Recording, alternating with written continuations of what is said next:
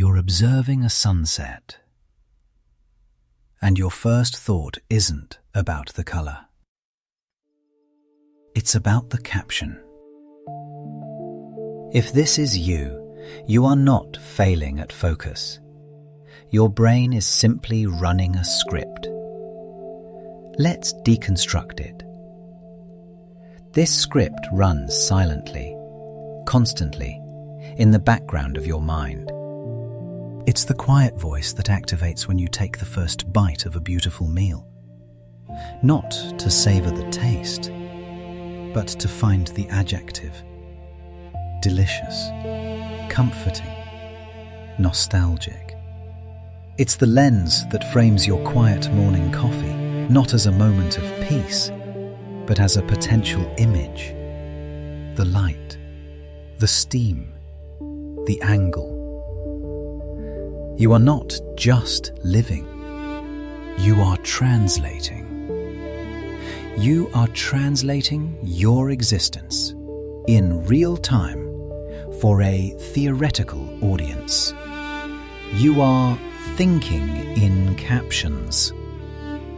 Perhaps you've tried to explain this feeling, this strange, exhausting duty of being the narrator, the cameraman, and the editor of your own life, all while you are simply trying to live it. People may not understand. They might tell you to just log off or be present. But you and I, we know it's not that simple. This isn't a conscious choice.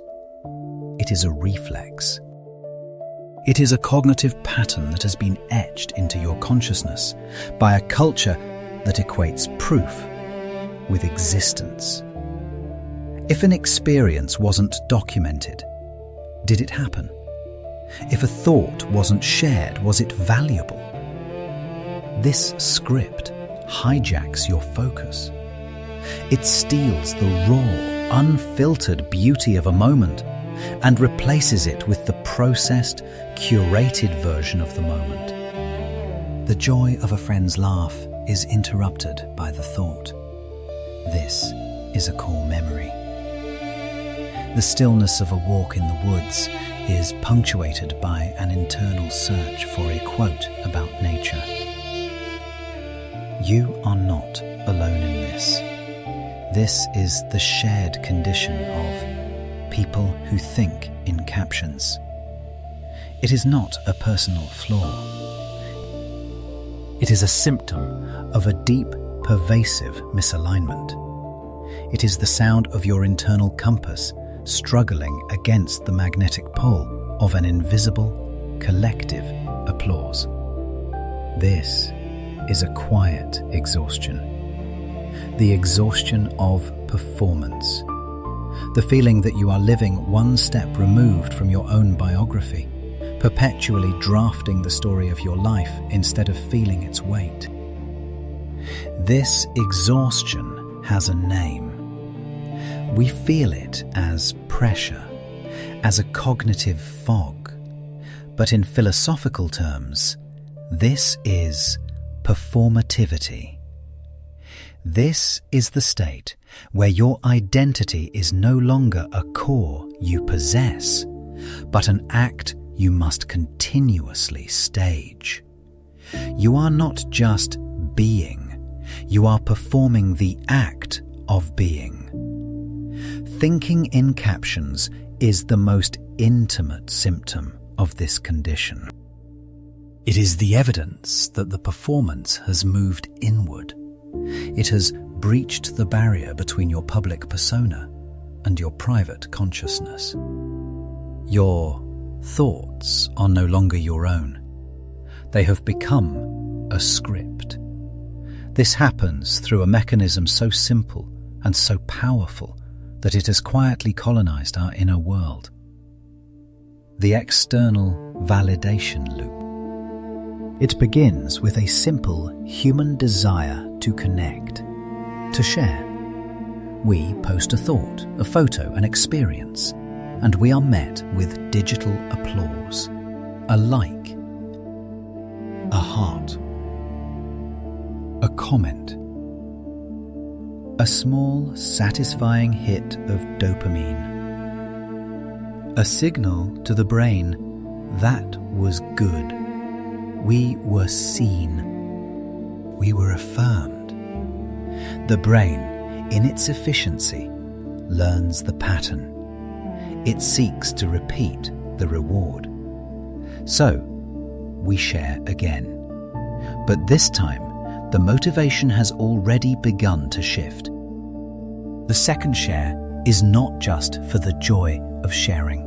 It is for the anticipation of the reward. This is the loop.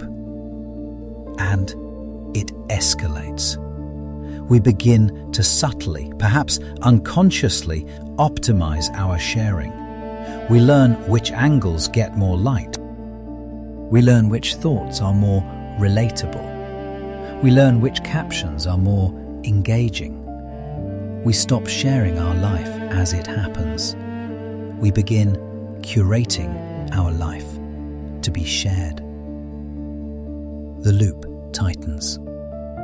The desire for the reaction to the experience begins to overwrite the desire for the experience itself. This is the critical failure point. This is the moment the external compass hijacks your internal one. Thinking in captions is the cognitive footprint of this hijack. Your brain, now trained as a high-efficiency producer of validation-worthy content, is simply doing its job. It is running the script. When you see the sunset, the loop activates. The brain doesn't file the experience under personal joy. It files it under potential content. The immediate sensory experience of color, light, and peace is scanned for its shareability. The caption thought. All we need is more of this, or golden hour, is the brain's attempt to pre-package the moment, to make it legible and consumable for the audience that is now always watching. The audience that lives inside your head. Let's analyze the cost of this, because it is far higher than just being distracted. The first cost is the loss of the unfiltered self. If your every thought is auditioned for an audience, which thoughts are truly yours? When you are constantly translating, you forget your native language. How do you know what you genuinely feel versus what you have learned is the correct or engaging thing to feel? A profound sense of internal displacement occurs. You begin to feel like a stranger in your own mind, a tourist in your own life. You are watching a performance, and the performer is you. The second, and perhaps most devastating cost, is the complete erosion of focus. True, deep focus, the flow state, is an act of immersion. It is a state of such profound engagement that the self, the sense of I, temporarily dissolves. You are not writing. You are the writing. You are not running. You are the run. Performativity is the exact opposite of this. It is not self-forgetting. It is a state of constant, anxious self-monitoring.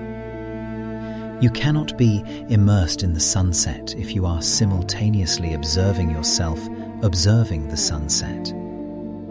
You cannot lose yourself in a conversation if you are framing that conversation as a future anecdote. Thinking in captions is the engine of self-monitoring. It is a built-in distraction, a mechanism that pulls you out of the raw, messy, unpredictable present and places you in the safe, curated, and sterile narrative of the present. This is why just focusing feels impossible. Your focus is not just competing with a notification. It is competing with a secondary, parallel consciousness, your internal publicist that is constantly storyboarding your life. This condition often affects high-intellect, introspective people most acutely. Your mind is already a powerful analytical tool. You are good at recognizing patterns, decoding meaning, and constructing narratives. These are your gifts. But the validation loop co-opts these gifts. It gives your powerful analytical brain the wrong job. Instead of using your narrative skill to understand your life, the loop commands you to package your life. You are not failing at focus. Your brain is simply succeeding at the wrong task. So what happens when we try to stop? What happens when we have a beautiful experience and we consciously don't reach for the caption? We are met with a new, unfamiliar anxiety. A stillness. It feels like a void. It feels as though the experience is incomplete, as if it is evaporating, unproven. The script in our head whispers, if there is no proof, did it count? If no one applauds, did it matter? This is the loop's final defense. It has convinced us that the void of non-performance is a failure. That silence is irrelevance. But what if that silence is not a void? What if that silence is simply the stage clearing? What if it's the space you need for your real, unnarrated, unfiltered self to finally step forward? Not to perform, but just to be. That silence is not a void. It is a territory. It is your own, sovereign, undivided consciousness. It is the after. This is the entire goal. To stand in that quiet, to tolerate the initial discomfort, and to realize that this stillness is the very thing you have been seeking. It is the sound of your focus returning. The path out of the performance is not a grand announcement. It is not a digital detox blog post. It is a quiet, internal, and often invisible rebellion. It is the rebellion of non-translation. It is when you taste the coffee and simply taste the coffee. It is when you hear the music and simply feel the vibration. It is when you see the sunset and the script for the caption begins to run and you make the conscious, powerful choice to say, no, not this time. This one is just for me. This act is a form of self-preservation. You are reclaiming the raw data of your life. You are refusing to let your lived experience be reduced to content, to fuel for the validation loop. This is the difference between existing and performing. To perform is to live in the narrative, in the caption, in the story about the thing. To exist is to live in the thing itself. In the messy, imperfect, unshareable, and sacred present. When you stop thinking in captions, you are not losing your voice. You are finally finding it. Because for the first time, the thoughts in your head are not being auditioned. They are not proposals. They are simply thoughts. Your internal world is no longer a stage, but a home. This is the new focus. It is not a tool for productivity. It is a state of being.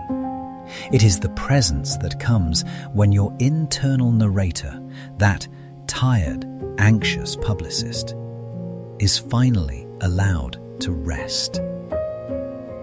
It is the peace of knowing that your life is valuable before it is validated, that its proof is not in the applause it receives, but in the simple, profound, and untranslatable fact that you lived it. This is our shared library of internal knowledge.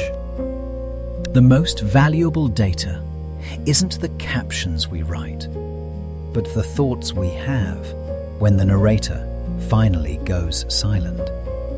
The performance is over. To help build this analysis, I invite you to share in the comments, when was the last time your mind was truly your own?